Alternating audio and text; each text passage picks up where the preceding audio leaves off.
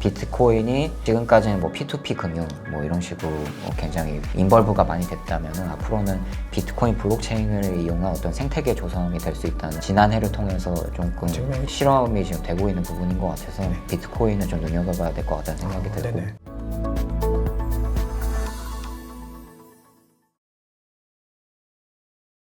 그런 효과들이 일어날 것 같은 게 항상 뭐 코인 시장에서 뭐 특정한 새로운 내러티브가 발생했다 그러면 어떤 특정한 메인넷에서만 발생하는 게 아니라 다른 다양한 메인넷에서도 그 내러티브를 그대로 따라가는 경향이 통상적으로 나왔잖아요. 네. 이번에도 그 흐름이 충분히 나올 수 있을 것 같습니다. 네, 와, 그럼 올해 이런 부분들을 좀 주목해야 되는 어떤 포인트라고 봐야 되겠습니다. 네, 맞습니다. 네네. 자, 그러면 이제 앞서 이제 또 솔라나까지 한번 짚어봤는데요. 지금 레이어 2가 이제 성장을 하다 보면은 이더리움 기반의 어떤 레이어 2가 주가 되는데 다양한 컨텐츠와 서비스가 이제 성장할 것이다. 이런 기대감들이 나오면서 각종 보고서들을 보면은 이번에는 게임 관련된 게임파이와 AI 관련된 부분들이 좀 많이 회자가 되고 있습니다. 이 두 가지 테마 전망 어떻게 보시나요? 네, 게임 같은 경우에는 제가 최근에 이제 미국 시장에서 미국 가상자산 시장에서 활동하시는 VC 분을 이제 인터뷰를 했었는데 가장 눈여겨보고 있는 섹터가 웹3에서 가장 눈여겨보고 있는 섹터가 뭐냐, 미국 VC들이 가장 눈여겨보고 있는 섹터가 뭐냐라고 물어봤을 때 웹3 게임이라고 했었거든요. 결국 게임이.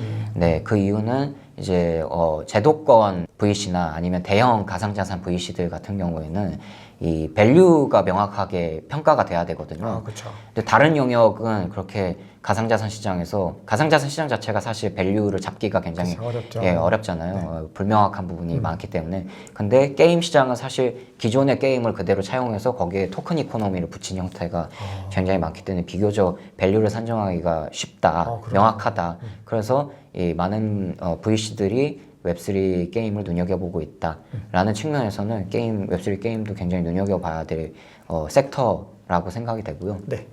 그리고 이제 AI 같은 경우에는 마침 최근에 비탈릭 부테린 이더리움 창립자가 이 가상자산과 AI 접점에 대해서 얘기하면서 활용하면 좋은 사례에 대해서 얘기를 했는데 저는 그 중에서 좀 눈에 띄었던 게 가상자산 블록체인 거버넌스에 AI 심판을 도입하면은 굉장히 좀 효율적일 것 같다라고 본 게 사실 뭐 블록체인 자체의 특성을 이용해서 이 거버넌스 체계를 마련하는 것도 투명성 강화의 측면에서 굉장히 도움이 되지만 이 규칙을 실제로 얼마나 효율적으로 이행하느냐에 대해서는 굉장히 호불호가 갈리는 편이잖아요. 여기서 이제 AI 심판이라는 개념이 이렇게 명확하게 등장을 해버리면은 이 객관적인 규칙을 그냥 AI가 그냥 바로 이제 어떤 사람들끼리의 주관적인 평가를 배제하고 객관적으로 평가할 수 있기 때문에 굉장히 블록체인 거버넌스가 더 성장할 수 있는 그런 길이 열리지 않을까.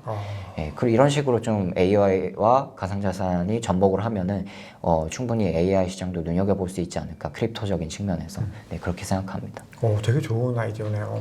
네, 그러면 이제 게임과 AI를 올해 좀 주목을 해야 된다는 것들이 이제 글로벌 VC들도 좀 인정을 하고 있는 부분들인데, 그러면 우리 구독자님들께서 이게 어떤 종목 추천은 아니고요, 절대로 아니고 어떤 프로젝트들을 좀 주목하면 좋을까 아마 좀 궁금하신 분들이 계실 텐데, 기자님께서 게임과 AI 분야에서 좀 개인적으로 주목하고 계시는 프로젝트 어떤 게 있을까요? 일단 게임 쪽에서는 X2E가 아무래도 단기적으로 주목을 받지 않을까 싶은데 예를 들어서 웹2 대작 게임을 토큰 이코노미를 적용해서 웹3화 한다라고 하는 거는 사실 단기적으로 봤을 때는 실현되기 어려운 부분이라고 봐요. 아직까지는. 왜냐하면 굉장히 지금 나오는 웹3 게임들을 보면은 뭐 이렇게 고사양의 게임이 나오냐, 그건 이제 기술적으로 될 수가 없는 부분이기 때문에 그러면 결국엔 봤을 때 저사양의 게임이면서도 굉장히 유저들의 관심을 끌만한 그런 종목이어야 된다고 생각하는데 그런 관점에서 봤을 때는 스테픈 같은 게임 굉장히 좀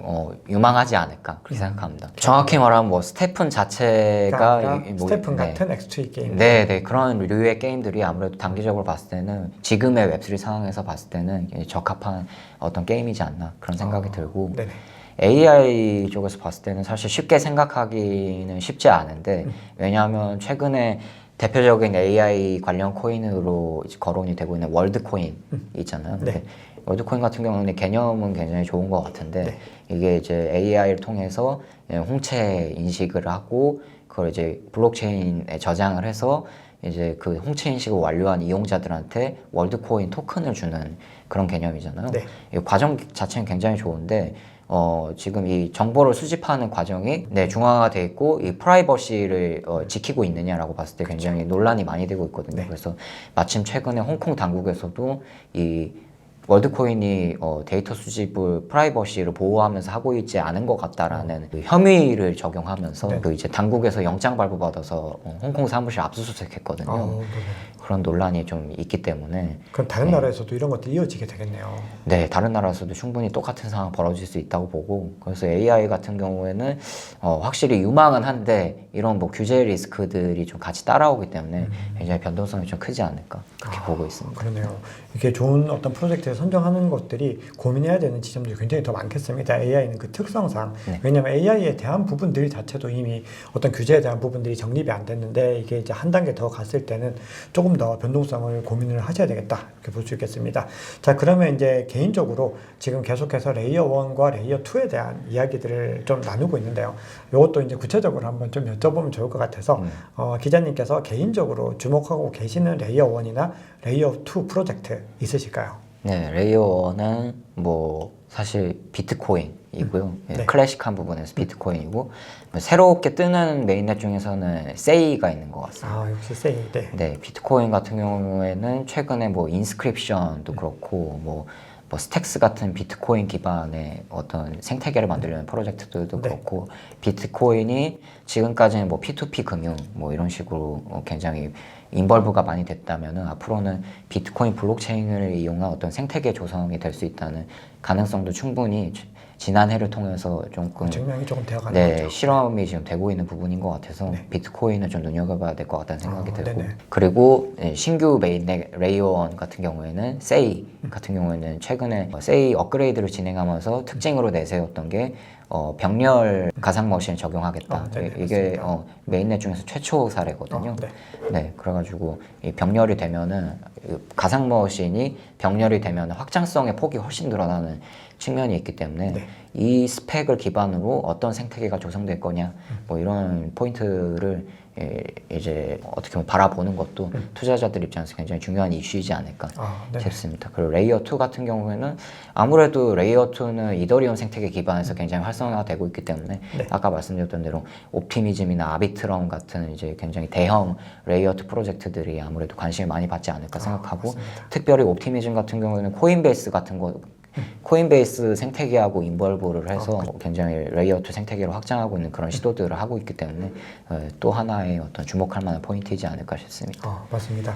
저도 이렇게 말씀 주신 그 프로젝트들 다 좀 눈여겨보고 있는 프로젝트들이고 사실 세이코인은 좀 신흥 어떤 코인이다 보니까 좀 많은 분들이 요즘 유튜브에서도 세이코인 얘기를 좀 많이 하시다 보니까 좀 부담되는 부분들이 있더라고요. 왜냐하면 또 무턱대고 매입을 하실까 좀 걱정되는 부분들이 있는데 여러 가지 어떤 측면으로 봤을 때 일단 세이코인이 하고 있는 방향성이나 그리고 굉장히 또 저평가되어 있고 아직까지도 그래서 그런 부분들 얘기하면은 절대 투자 관점 아니고요. 뭔가 공부해볼 만한 가치가 굉장히 있는 코인이다 이렇게 좀 생각이 듭니다. 자, 그러면 앞서 이제 스택스 잠깐 말씀 주셨는데 스택스 개인적으로 어떻게 보시는지 좀 여쭤봐도 될까요? 스택스 같은 경우에는 스택스에서 지금 문제로 거론되고 있는 사항이 얼마나 빨리 해결되느냐가 문제인 것 같은데 네. 아무래도 비트코인 기반으로 스마트 컨트랙트를 끌어오려고 하다 보니까 그렇죠. 너무 다른 메인넷들에 비해서 느리다, 다른 프로젝트들에 비해서 너무 확장성이 없다라는 네네. 문제가 계속 지적되고 있는데 아직까지는 그렇게 크게 개선되고 있는 느낌은 아니거든요. 네. 이 문제가 얼마나 빨리 해소되느냐에 따라서 스택스의 전망도 굉장히 달라지지 않을까 생각합니다. 그럼 이번에 이제 나카모토 업데이트를 통해서 이걸 좀 해결하겠다라고 지금 하고 있는 거죠? 네, 그게 기대대로 크게 개선이 된다면은 스택스에 대한 평가도 올라갈 수 있을 것으로 보입니다. 네네. 잘 알겠습니다. 자, 그러면 이제 우리가 이제 이 알트코인에 대한 얘기 이제 뒤에서 이제 리플에 대한 얘기를 좀 할 텐데 알트코인 전반으로 하나만 더 이제 여쭤보면은 지금 이제 시장이 이제 대세 상승장으로 가는 초입이다 이런 어떤 움직임들이 있다 보니까 신규 알트코인들이 굉장히 좀 많이 부각이 되고 있습니다. 우리가 투자를 할 때 아무래도 신규 알트코인이 수익률 측면에서는 좀 더 훌륭할 텐데 신규 알트코인과 오래된 알트코인 요걸 이제 투자 관점에서 어떻게 바라보는 게 좋다고 보시나요?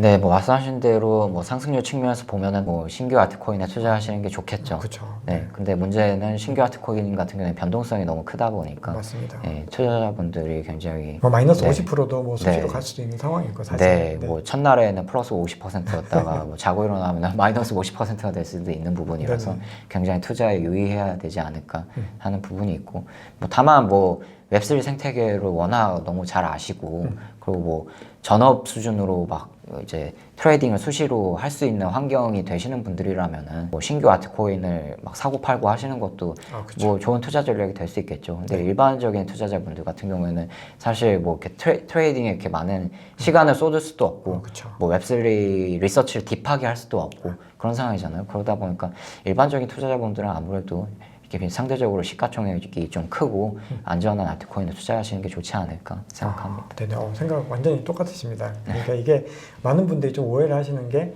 알트코인 그냥 사놓고 있으면 된다고 생각을 하시는데 이거 대응을 되게 빨리 하셔야 되는데 그런 부분들이 이 변화를 갖다 계속해서 모니터해서 응시할 수도 없고 또 만약에 변화 일어나는 걸 감지해도 대응하기도 너무 어렵고 그렇기 때문에 우리가 이런 것들을 너무 신규 코인으로 하는 것보다는 앞서 말씀드려 주셨던 것처럼 이제 레이어1에서 비트코인 말씀 주셨으니까 안정한 코인들과 이런 것들을 좀 분할을 해가지고 잘 좀 포트폴리오를 구성하는 것이 좋지 않을까 또 개인적으로는 그렇게 생각을 합니다.